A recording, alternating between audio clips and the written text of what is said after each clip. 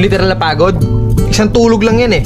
Kinabukasan, full charge ka na ulit eh, di ba? Pero yung pagkakataon na makakita o magkaroon ka ng bagong oportunidad para pasayahin yung sarili mo, yung pamilya mo, men, hindi mo na mababalik yun pag pinalampas mo. Kasi di ba, walang may alam kung bukas nandito pa ba tayo. Kaya hanggat gumigising ka pa, sulitin mo lahat ng gising na yun. Dahil darating ang araw na hindi mo na magagawa yun. Nasa sayo eh, kung ano pipiliin mo, uubusin mo yung lakas mo sa kakatunganga sa bahay o uubusin mo yung lakas mo sa mga makabuluhang bagay. Huwag ka mag-alala kasi kahit saan dyan, may mararating ka.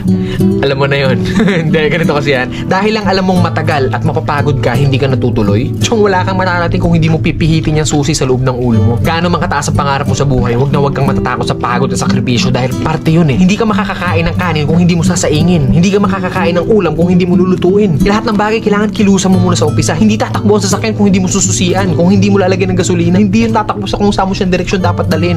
Kailangan kumilos ka.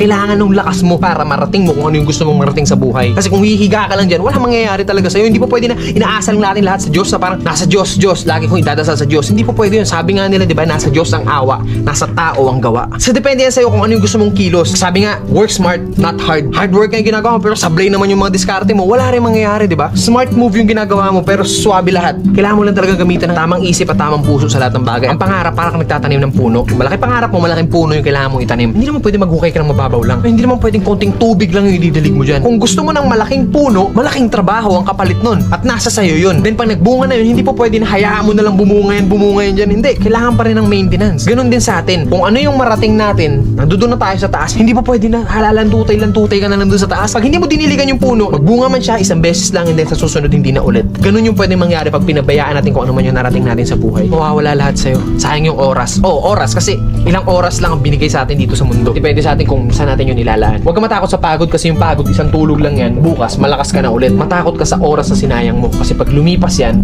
kahit tumambling ka pa ng 100 beses dyan, hindi mo na mababalik yan. Ano man ang landas na tinatahak mo ngayon, mabagal man ang pag-usad mo, ang mahalaga, umuusad ka. Hindi nakastuck ka lang sa comfort zone mo, men, sablay yun. Kailangan mabagal man yung movement mo, pero hanggat umuusad ako, still, umuusad ako. Darating at darating ang panahon na lahat tayo makakarating sa gusto nating puntahan. Pare-parehas lang ang kinakain ng tao, kaya lagi mong isipin na kaya mo rin yung kaya nila. Pero isipin mo rin na bago mo kayanin yung kaya nila, kailangan mo munang kayanin yung kinaya nila para kayanin mo kung ano yung kaya nila ngayon. Gets mo? Ito lang ang kailangan mong gamitin dyan. Hindi mo na kailangan lumayo saan-saan mga lupalop ng mundo. Nandito lang sa loob ng bilog na to, ng sekreto ng lahat.